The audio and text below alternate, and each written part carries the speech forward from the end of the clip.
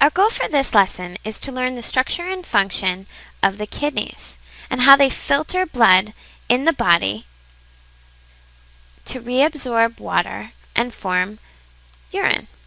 So the major function of the kidneys, remember, is to filter blood. We're going to take you from big to small. Starting large, the kidneys are two bean-shaped organs located in the upper abdominal cavity. So put abdomen. And they are located actually towards the back or the dorsal part of the body. These organs can be divided into three regions. They are divided into the outer renal cortex, the inner renal medulla, this inside part, and the renal pelvis. You might recall that the adrenal glands in the endocrine system also have a cortex, or an exterior portion, and a medulla, or the interior portion. Well, the kidneys also have these portions, and they have endocrine function. So, going a bit smaller, inside the renal pelvis, towards the center of the kidney, are the major structure of the kidney, called a nephron. So, how does a nephron work to filter blood?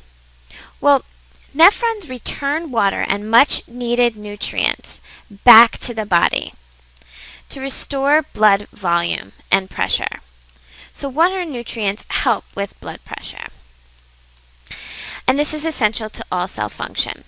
So, nephrons also get rid of waste and unneeded fluids, which results in urine formation. So, let's go through these two functions.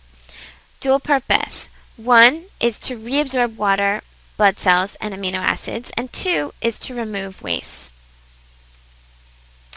So there are four major processes that occur in the nephron. The first step is called filtration. Filtration is simply a process of passive diffusion.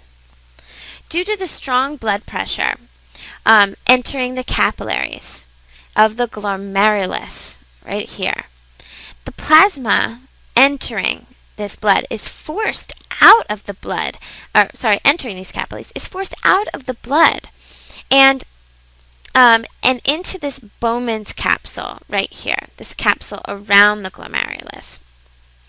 And as with any sieve, anything with holes in it, some larger particles such as cells and proteins get left behind. They're too big for these holes.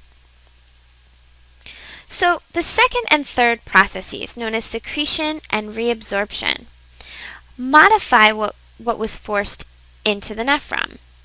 What has already entered the nephron is called the filtrate.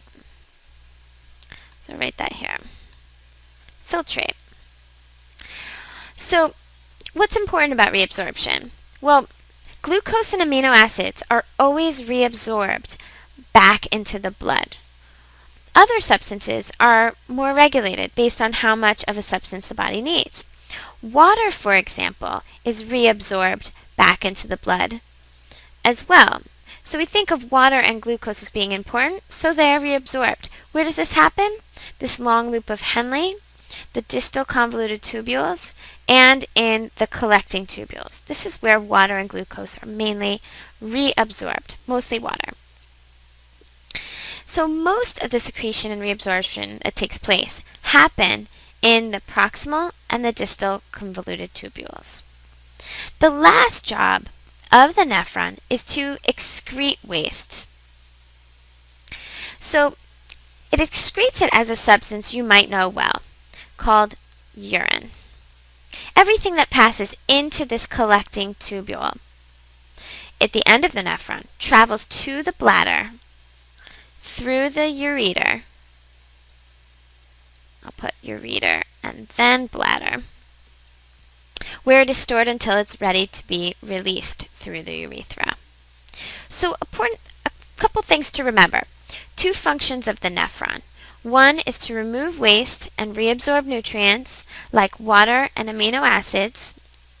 And the four jobs of the nephron: filtration, secretion, reabsorption, and excretion.